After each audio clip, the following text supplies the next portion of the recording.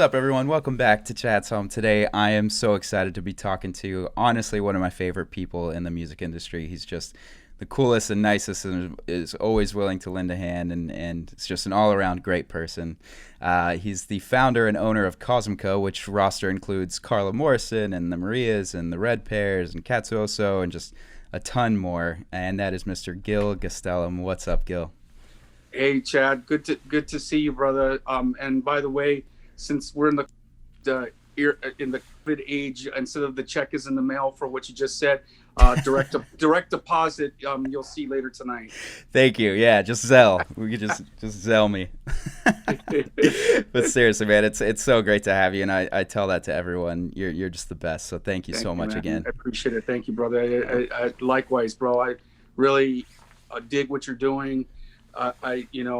It's you're doing the Lord's work, as they say. It's there's few between people like you that are supporting the music and supporting new acts. Everybody tends to follow the leader, as it feels never more, or it seems to be like that more than ever than I can remember in the past, that everybody's just looking at each other and following the leader. And so it's nice it's wonderful to see that what you're doing and working with, sometimes acts that only you know about. And then after you put it out, then, people know about these acts. And there's been so many that I've seen and heard that you've put on that I'm just like, wow, it's, you have good taste, bro. That's awesome. Thank you. I got to Zelle you back now. I got to Venmo you back for just send me a shirt.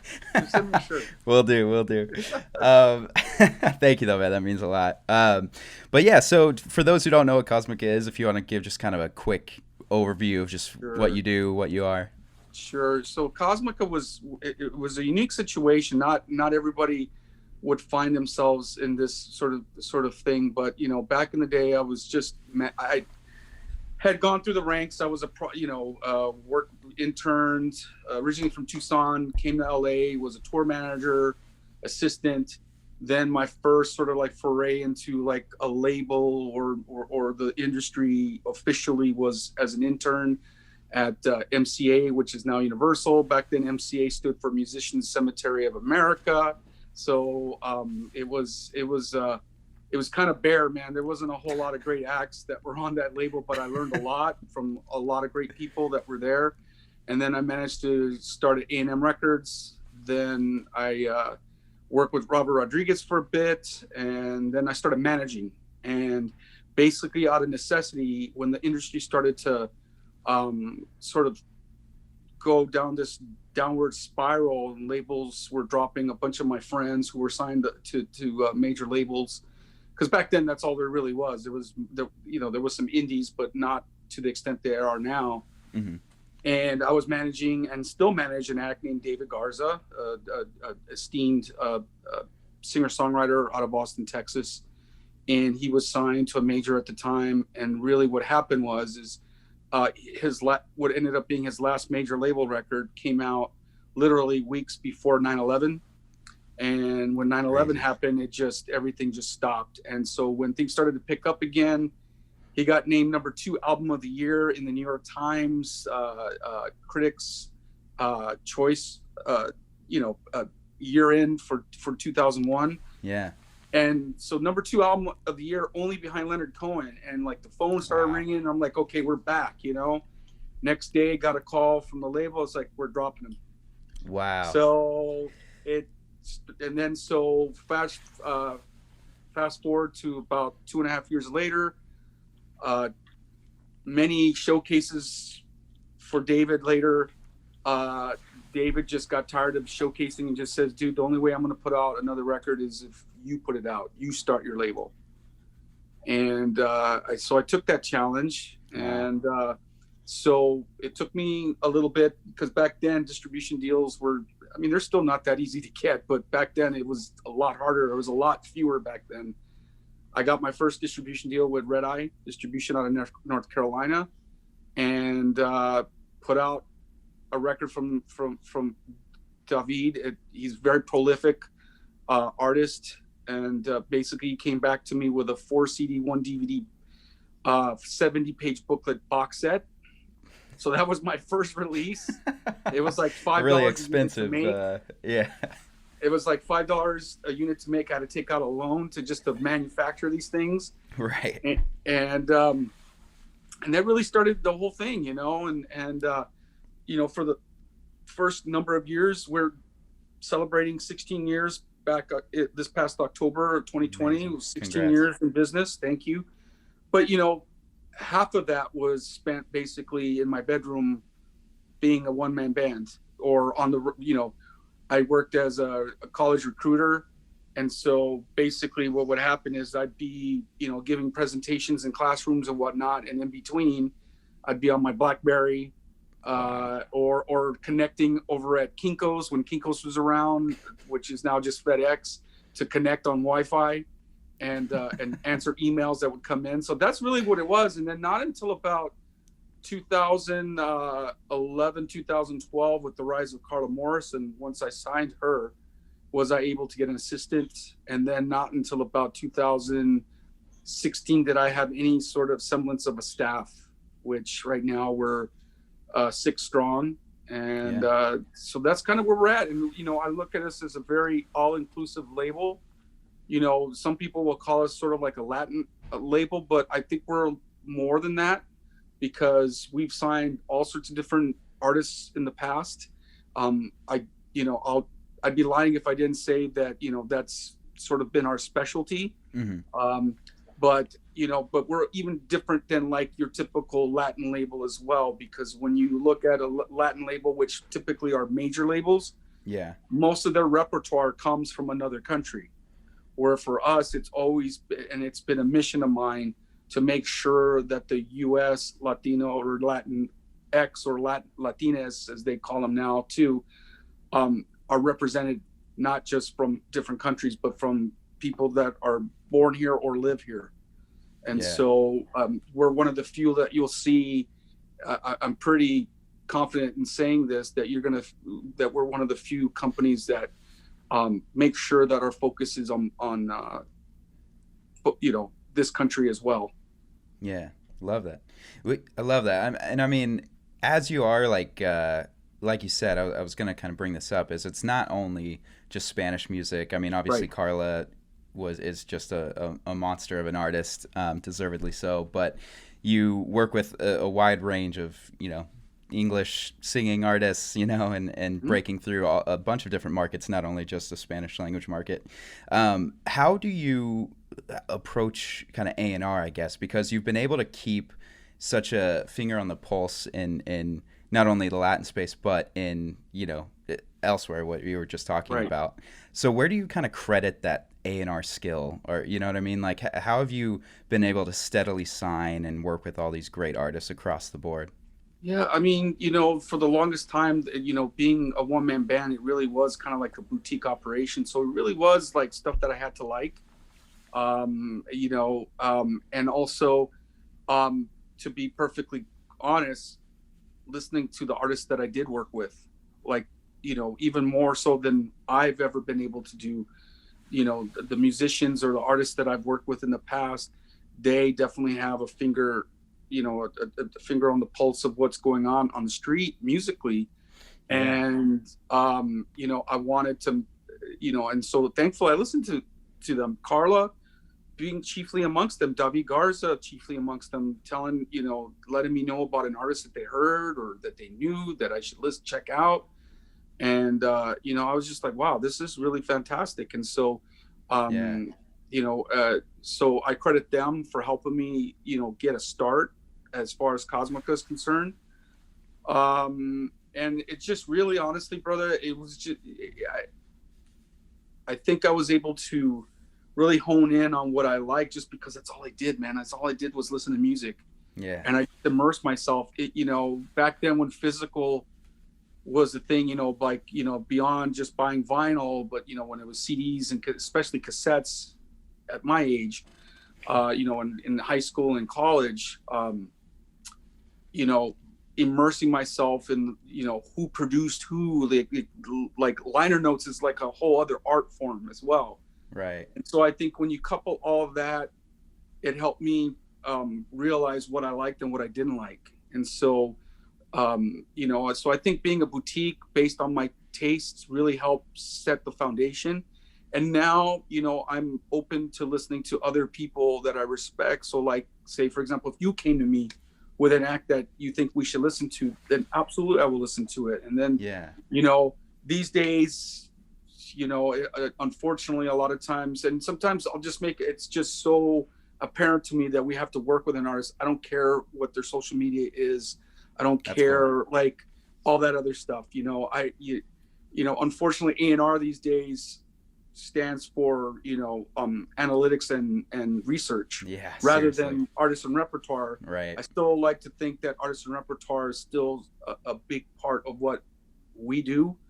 And then obviously, you do have to do your homework as well. You do have to look at stuff and make sure that it's a good fit all around, that the artists can, I've always looked at artists as a partnership. It's not us just telling them what to do. They get to dictate a lot of what they do.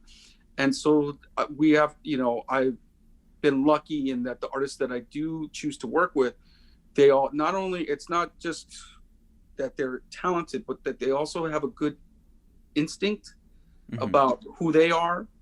And, not that they have to be a Harvard business person, but at least have a working knowledge of the business, or at least have an open mind to learn from us as to how things work, rather than just putting your head in the ground and like an ostrich, and just like scream at the world that everything sucks, Right. So, Right. Yeah. I mean, that's an important thing too. Being, I don't know, being an artist or being somebody up and coming. Like sometimes I think they have a wrong idea of what it means to sign to a label. If they think, they sign to a label, they've made it, it's done. But really, that's just kind of a jumping off point, and you need to be continuing to putting as much as you've been doing into your own career, just with the help of a team now, essentially. Is that kind of a conversation that you have with artists when they sign? Like, absolutely. and is that a fallacy that you kind of notice happening? Yeah, well, yeah. I mean, it still happens. I mean, it was way worse prior, when it really was like a manager. A lot of times an artist would get signed and really would not have an idea whether I worked at a major or on the independent side. Some of the artists that I've encountered in the past, whether I worked with them or just knew about them, sometimes would be really amazing to me, that they really had no curiosity as to the business they're in. It's their business. This is, when you take it out of the bedroom, as they say, it becomes a business. There's just no easy way to put it. And, you would run into that. And so, you try to mentor them as best as you possibly can, and just hope that they can at least, develop a bit of a curiosity, so that they understand decisions that are being made. And the thing is, and I do drive some people on the other side of the business from us a little crazy, because I will confer with the artists. Some people are not used to that. They'll be like, well, why don't you just make a decision? And I'm like, no, I'm gonna talk to my artist and make sure that they're okay with this. And so for some people it's crazy. For me, that's crazy that they don't do that. It's just like they just make the decision and not tell the artist. And some artists are okay with that. I don't have any artists like that, though. Everybody wants to know what the heck is going on. That's good. That's good. Yeah. Do you, so being a manager as well as being a record label person and having experience as a manager, I know that you've signed artists to really all the major labels and you've worked across all the major labels. Is there, it's kind of a two-part question, but the first part, what do you think is like the biggest difference between the major label system and like an indie label? And then there's some things. There used to be like a big divide. Now, not so much, because really what ends up happening is, and I've noticed this on the major label side of things, is that, back when I was working at a major, the major dictated just about everything. What producer you would be allowed to use, because, they're the ones that had the purse strings. Now it's like the labels look more to the manager and the artist, which, a lot of times, a lot of the more successful sort of partnerships is when the manager and the artist are in lockstep, and really, even if they don't have their own quote unquote label, you really kind of do function as one, as an extension of the major. So, so some of the lines have been blurred, but at the same time, also, there's more freedom than ever for an artist to just basically go the route they want to go. If you're going to go to a major and get a bigger advance or whatever, the art, we talk to the artists before that happens so that they're well versed in that. There's going to be certain luxuries or certain freedoms that they may have had in the past that are no longer going to exist, because when you get in with a partner that is shelling out cash and assets or their ability to work for you, you have to understand that there's a compromise, and for some artists that's a bad word, compromise, and for some artists it's like it's like a marriage. It's like you win some, you lose some, and hopefully you have more things where you guys are on the same page than not. And so I hope I answered your question on that. I'm kind of rambling a little bit, but no, it makes sense for sure. And do you prefer being a manager, or do you prefer doing the record label job? I mean, I love them both. They both absolutely present challenges, creative challenges, where especially if you're, and it happens on both sides of the fence, so to speak, as far as being a manager or a label, and in some cases both, where it's like getting a big puzzle and trying to figure out where the pieces go. And if you like that sort of thing, then either one of those kind of jobs could be the place where you can find a destination as far as a career is concerned. You have to, there's very management and label thing has really blurred, because you're finding, especially with some of the bigger artists that have decided to eschew the major label system. Not to say that they're not on major labels, but they'll create their own entity as far as a quote unquote label is concerned, and then sign a licensing thing. Like Jack White does with Third Man Records or that sort of thing. And then they have their own infrastructure, and basically they just then hand it over to a major, and it's like, okay, this is what we want. Here's the record. We want these certain things. Can you market this? You can? Great. Let's do a deal. 1 to 3 records. Let's go. Yeah, I love that. But at the end of the day, that artist still, or that artist team, gets to make the bulk of the major decisions. Right. I love that. Yeah, and it helps the leveraging power, I think, so much when you kind of build that entity yourself and really know what you're talking about, and really promote yourself, and really look at the different things that a label would do for you, and try to kind of emulate those things and build that up on your own. But do you think that because managers, I think that's a hard thing to define, honestly, and it ranges from friendagers who are just a friend of an artist who claims to be a manager to some of the biggest managers in the world. But what do you think makes a good manager, and what should an artist look for in a good manager? Patience, someone that has curiosity, that is, just because they read something in a book doesn't mean that that's the be all and end all. That's the one thing I do encounter a lot, especially with young managers, is that they tell me, oh, well, I read the Donald Passman book and that's the way he says it needs to be done.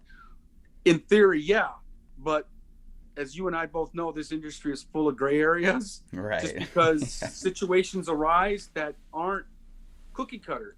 Things, they're the same, there could be maybe the same situation, but the way they're handled can be completely different with 2 different artists. And so you can't have a cookie cutter answer or solution to everything. You have to be able to, again, I think it's the curiosity that really helps, because I've been in this business. I just turned 50 in October. I've been in this business, if you count my time in college working at a record store, I've been in this business for approximately a little over 30 years now. And I haven't stopped learning. Yeah. I haven't stopped learning. They always say it's like, the minute that you stop learning is the minute you should get out. And it Yeah. really is. That adage is really, that is true, because you got to constantly put yourself out there, learn. I mean, there's times where, like 6 months ago, I was feeling like I was falling behind on like the latest in social media. It's just constantly Right. changing, and so, and so it's always important to surround yourself or know people that, can mentor you, or just, again, be on the lookout for teaching moments, as they teachable moments, as they say. It's like, I always tell my artists, if I don't know the answer, I know somebody that does. Yeah.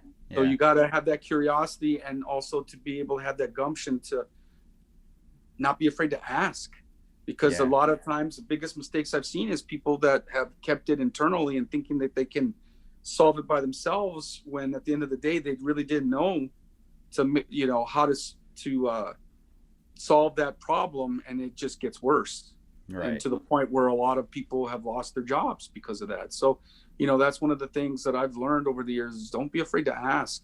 I don't care. I'm 50. I don't know all the answers. There's no way in hell I'd be Yeah. a bald-faced liar if I Right. told you, yeah, I know everything there is to know about the business. I certainly have experienced a whole bunch, Right. but to say that I know everything, absolutely not. Right. So Yeah. you got to have that patience and curiosity, I think, are some of the more, I mean, there's other things as well, but for me personally, I think those are key ingredients that extend into other things that will help create a successful network for you to navigate in the business. Love that. Love that advice. Is there a certain sector that people who want to become managers should look into, like the legal side of things, getting to know radio folks, getting to know distribution people? Like, is there like a first thing that you would do when it's like, hey, I want to be a manager? Like, what's the first thing you look at? Right. I definitely feel like, even before that, Chad, I think that, like, if you're in school, I think it's super important to take psychology courses, so that you learn how to deal with people, that you Yeah. know how to navigate that whole thing, because that helps you navigate, pivot, whatever you want to call it. You know, things would be pretty boring, and things would be probably a lot more easier if ego didn't exist. Right. Okay. Right. And so the only way you can sort of navigate that whole thing is if you know how to treat people, and understand how people behave, and forecast, if a certain being learning how to forecast how somebody is going to react to a certain situation that you perhaps have to let them know about. Like, maybe sometimes you don't talk to one artist the same way you talk to another one. Well, maybe one really loves to be blunt, wants to hear it like cold hard facts. Right. I don't want any chaser. I want it uncut. And then some artists can't take that, and you got to take baby steps with them to be able to understand maybe a difficult situation. So I think before any of what you just mentioned, and the answer to your question on those things that you just mentioned, radio people, all that, my answer to all that is yes. You got to learn as much Right. as you possibly can from everybody. That's why I say intern, go. My big education, thankfully, was early on. I worked at my grandparents' business back home in Tucson, and I learned how to deal with how to work with customers. It was a customer service oriented business, and you dealt with great people, and you dealt with people that weren't so great, Yeah. and you learned by trial by fire. But by far, the best job I ever had was working at a record store when I was in college. It was a record store in Tucson called Discount Records. Best job I've ever had. That's so cool. I met people from all walks of life, got to meet artists early on, and I learned that I networked with people that were working retail for the labels and distribution companies. And that's where I got the idea really that I wanted to make a go of it and come to LA. That's so cool. I remember you talking about that. You weren't you like living in your truck for a little bit when you first got out to Yeah, LA? Yeah, The there was. dedication, man. I That's was. Yeah, awesome. I was tour managing, and then the big tour ended, and I didn't make as much money as I was hoping, and literally I couldn't really face the fact that I probably should have gone back to Tucson after that. And it took me a little bit to get. I was interning as well. I was interning at, like I was saying, I interned at MCA, so I was going there. I was only supposed to intern 1 day a week, and because I didn't have anything else to do but be in my truck, for a couple of months there, I was going in every day, Wow. even like on weekends. If there was like an in-store, a live performance somewhere, I was like raising my hand. I'll go. That's I didn't cool. want to be in my truck anymore. Yeah. So yeah, it took me a couple. I was living in my truck for about 4 solid months before I was able to. I got a Crazy. job at Virgin Megastore on Sunset when it was on Sunset. I got another record store job in Hollywood and was able to save up enough money to. After a couple, I think the first 2 months I wasn't working at all, and then the last 2 months I was able to save up enough money to put a deposit on an apartment over on Franklin and Western in Hollywood, which has changed a lot. That neighborhood's changed a lot with a bunch of like stores, but it's still Right. kind of still a little freaky. Yeah. And back then in the mid '90s, it was definitely freaky. It was a pretty gnarly place to live at. Yeah. That's so nuts. I love that story too of just like giving it everything, interning all those days, just living where you could live, and yeah, Yeah. I it's so mean, cool. and honestly, as motivated as I was, there was times where I just was like, I what am I doing here? I need to go Yeah. home. I'll never forget that it was the first Christmas when I got that. This was Christmas of '94. I'm sorry, Christmas of '95. Excuse me. I didn't have enough money. I got the apartment. I had barely even money to buy like a big $5 pizza at the supermarket, and of course I couldn't go home for Christmas. I didn't have enough gas money, Ugh. and so I remember being in the apartment with like a folding chair and not much else.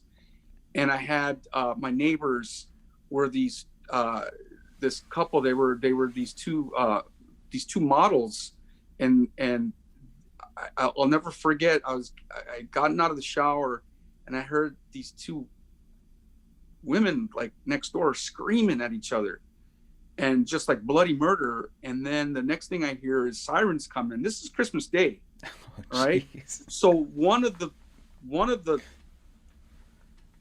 females stabbed the other one. No way. Yeah. It was a mess On Christmas. on Christmas Day. Jeez. Yeah. That's Yeah, an so LA I was story like, for oh you, man. Yeah, and then also my Christmas presents were stolen too, so that was awesome. Gosh. My parents had sent me stuff from my relatives and whatnot, and the mailman just left them there, and then I never got them. Jeez. And So, here you yeah, are it was- now. Yeah, here I am now. It's me and my dog, and he's passed out right here. Just getting back from the Latin Grammys, doing everything you did. That's really Oh cool. God, yeah. I mean, that was interesting. Going to Miami during that was the Latin Grammys took care of us. They definitely took the situation very, very serious. Thankfully, we were all very thankful for that. But my goodness, Miami and Florida, man, when you see what we saw, it was very disheartening to see people just not really caring Oh, I in can this imagine. time, because we Yeah. really do need to have a solution to this. We really do need to get out of this, because it's been, I know that this year is going to be another challenge for us, but it's, last year was rough, man. Yeah. Oh, yeah. No, because I imagine a lot of your artists, at least the ones that I'm in love with, like the Red Pears and Catsville. So like they're touring acts, right? Like they make a lot of touring money on acts. the road, and they sell Yeah. merch, and they sell records on the road, and Yeah. Yeah. I mean, we didn't take, as big hits as I'm sure other bigger companies, but when you're a small company like us, independent company, and you lose 96 shows, it's Crazy, man. That's pretty rough. yeah. That's pretty rough. Do you think that the industry is going to change, like have permanent changes from this pandemic? My good feeling says yes, Hmm. especially on the touring front. I think you're still good. I think the live stream or the pre-recorded pay-per-views, for lack of a better term, Uh-huh. I think they're here to stay. I think that's the more that develops, um, I think the more people are going to do that rather than like gear up and do like these big global tours for acts that maybe are small to medium. Hmm. I think you're going to probably see a lot less bands from other countries coming here, at least until it's two factors. Not only, but the other big factor is the visa. It's so expensive now. The I can't even just completely blame it on this current administration, but even the administration prior, um, the costs and the amount of work that needed to be done to just to get literally like a visa that was only good for the amount of time that you're in the States to perform. Right. And now, and then now you fast forward to where we're at right now, where like costs have gone up like 500%, and you got to pay cash now rather than you back then you could pay it with a credit card.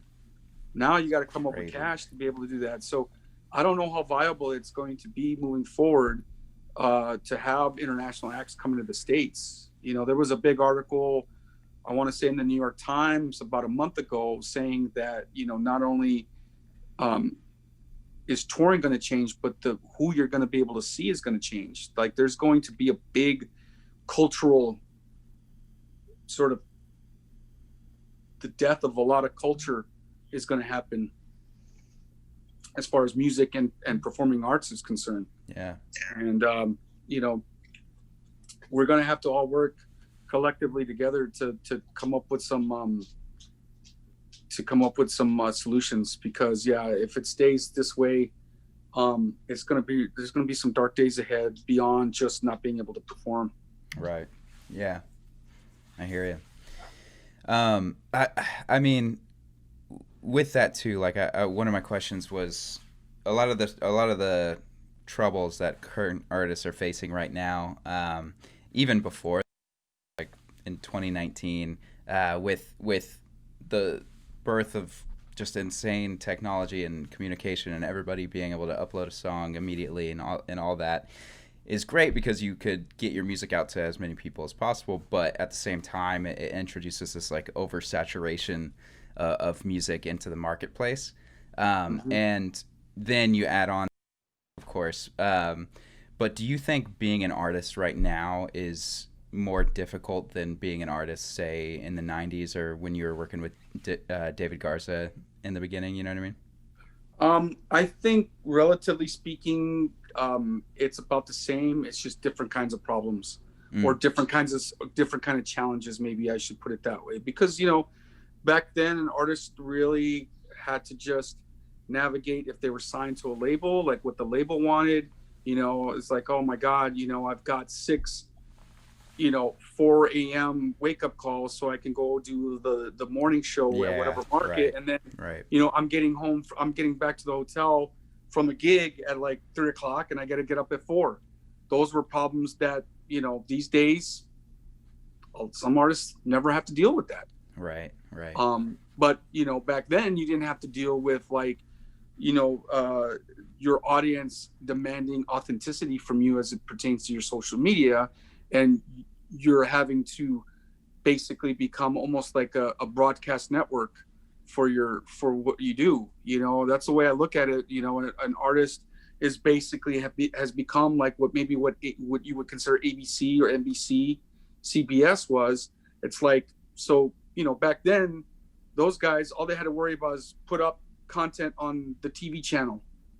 Now, what do they have to worry about? Well, they got to worry about competing with cable companies or cable networks, online content, social media. It's changed so much. It's been such a paradigm shift, and that's the same for the artist. Yeah. There's so many different things that you have to worry about.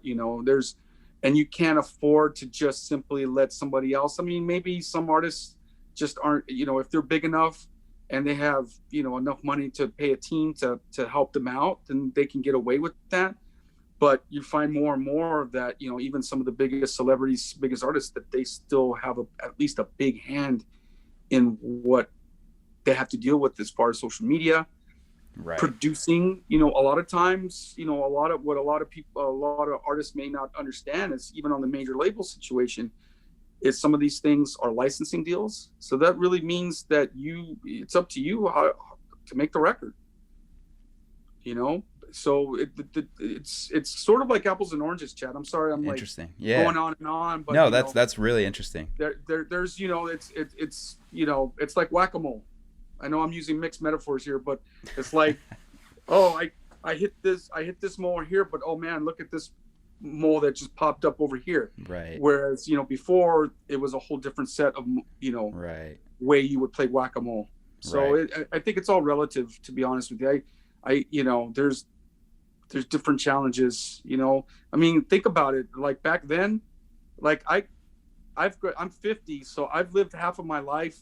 I live half my life analog, and I've lived half my life digital, where there was like no internet. Like I was at A&M Records, I was working at A&M Records when they created the intranet, which was just email that you could do within the company, on the lot. And if you ever had to send somebody outside the network an email, it was like an email address that was like this long with just numbers. And you know, so think about the challenge. Like I would talk to the people that were older than me at the labels, like, how did you do it without email or fax? Because some of these people were there before even the fax was around.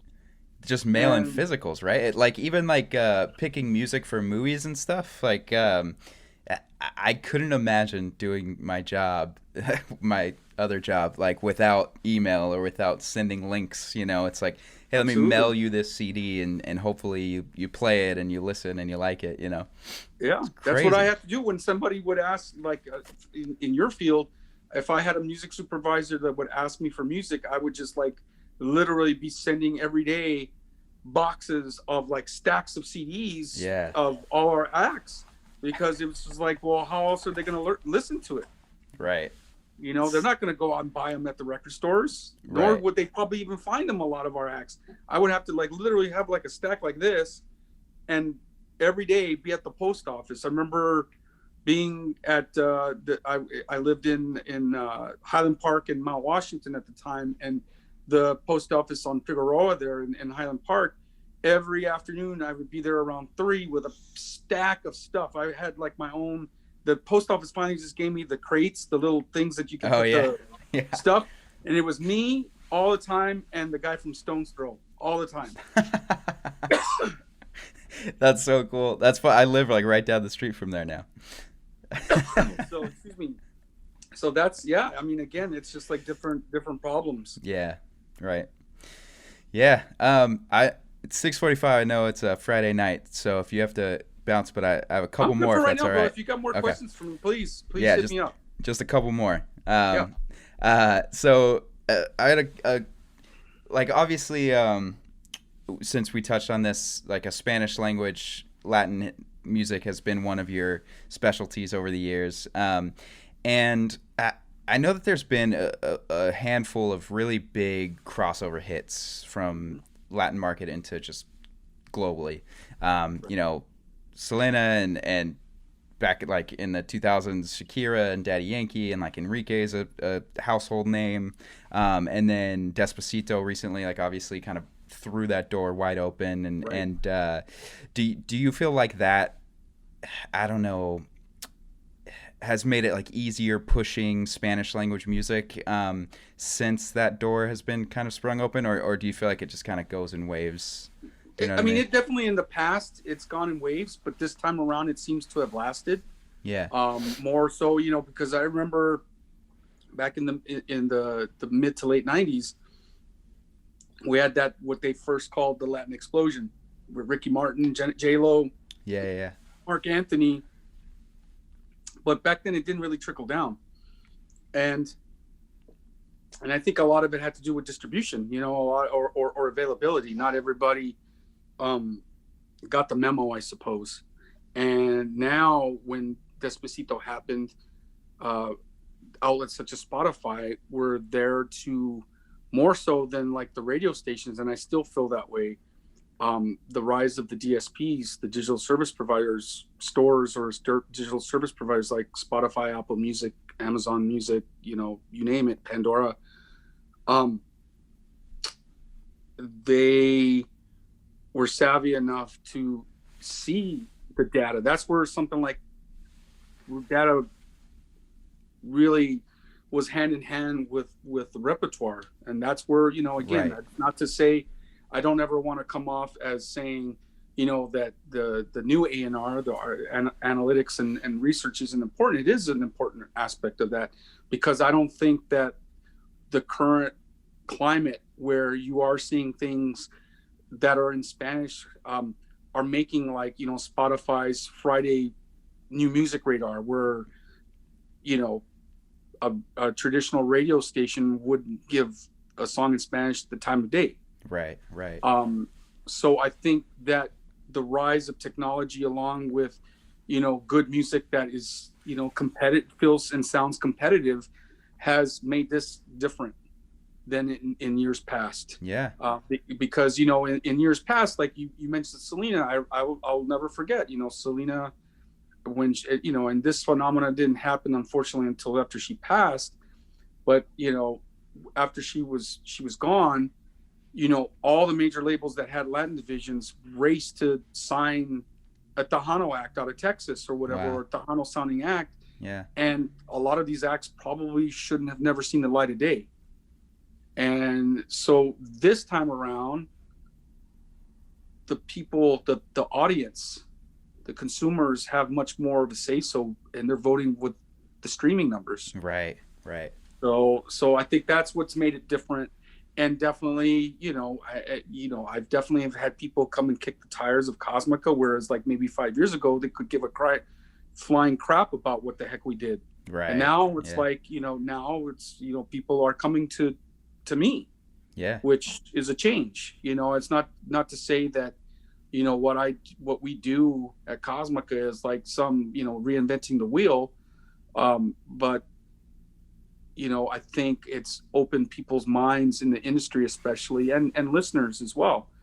And so I feel like there's a change happening, and and even though we don't really do reggaeton, which is, or Latin pop per se, Right. but as long as those things are doing great, it trickles it, because of what I just mentioned, it trickles down to us. Yeah. We're seeing much more people being more open to what we're doing. Yeah. Love it. That's such good insight, and a good way to put it too. That kind of trickle down from everything has opened more doors than just big Latin produced pops like smash hits that everyone's trying to chase right now. But that's great, man. I don't want to keep you all night, but I have to ask about the Nirvana show that you went to. I think you had told me about seeing Nirvana in Arizona back in the day, before like the Bleach record, right, or the Bleach tour or something. Yeah, it was right around Bleach.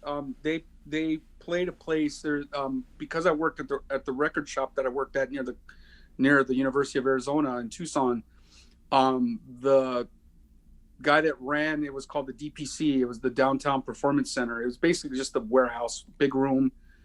I think even some of the floor was dirt, I think, if I'm not mistaken, if I remember correctly. And so the promoter, Stephen I still remember his name, Stephen I, would always come and bring his flyers for his shows so that we could put it up on the trellis that was in the window, so that people walking by could see, the flyers of the local shows happening. And, Tucson has always been a great sort of bridge market. It's a tertiary market, but it's a bridge market from people either coming from California going to Texas or vice versa. Mm-hmm. So we would always get like great acts, like No Doubt. I remember No Doubt. Yeah. Coming through and coming and visiting to see if we had their record in store. This is before. This cool. Is right when they signed with Interscope. It was before Tragic Kingdom was for their self-titled debut album. But going back to Nirvana, Steven had come by the store. And he says, dude, I really, really recommend you come to the show. It's like, these guys are hot and I think you're going to love them. And he says, dude, comp you 2 tickets, take somebody, and I'll be working the door that night, and Wow. just come and I'll let you in. So yeah, man, went to the show, and the thing that about it was just, it was so, and still to this day, it's just a big reason why I love that band, and not just because I got to see them, relatively early on, is the ability, or what was the ability of Kurt Cobain to like mimic his guitar playing to what he was singing. It just, I had never, up to that point, I hadn't really seen that before. It was always like, a lot of bands, I always felt like that they had to struggle a little bit to fit the lyrics into the song. Yeah. But it was just like the lyrics were just like hand in glove with what he was playing on the guitar. And he was just, for me, he was just the master of that. You listen to those older albums, even like the live stuff. If you listen to the live stuff, how he would just sing, and the guitar is like right there with the melody of the lyrics. Yeah. It's just, and so, yeah, I mean, he did the whole crashing into the drum kit kind of thing, and just, they didn't like have a stage or something, right? Like, did he play on the, I don't know if you told me that. Yeah, I remember seeing videos where he played in the crowd, like he would jump into the crowd. Yeah, he would just jump in the crowd, because like because the stage wasn't very high. It was like basically like floor level. Yeah. And so I'm just seeing the tops. I'm seeing Chris, the bass player, who's super tall. I can see him perfect. Kurt, I could barely see, and much less the drum kit, and just. You just, all of a sudden, I was kind of in the middle. I wasn't right up front. I was kind of in the middle. There was a bunch of tall guys bigger than me in front of me. And when I saw him just sort of like, almost like float up in the air, and then it just felt like he was floating, and then he just landed on everybody. And he's just like, it just, it had to have been like seeing some of like the punk acts from the 70s, for the first time for a lot of people, and it just was just what a it was just incredible. So epic.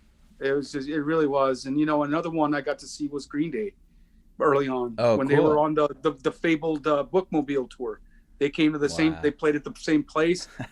And that was, the whole Kerplunk, all that stuff was just, oh my God. That was also another thing where, like, Billy Joe Armstrong, the way his guitar interplays with the lyrics, with his vocals, is just, it's incredible. Yeah. And that was another, like, show that was unforgettable, but Nirvana always etched in my memory, man. Yeah. Tucson. That's so cool. Yeah. I got to see Guns N' Roses play Tucson Gardens, which was another venue that, this was when the EP was out, before Appetite for Destruction, and they were asking for drugs from the crowd. I was like, these guys are gonna be dead in a week.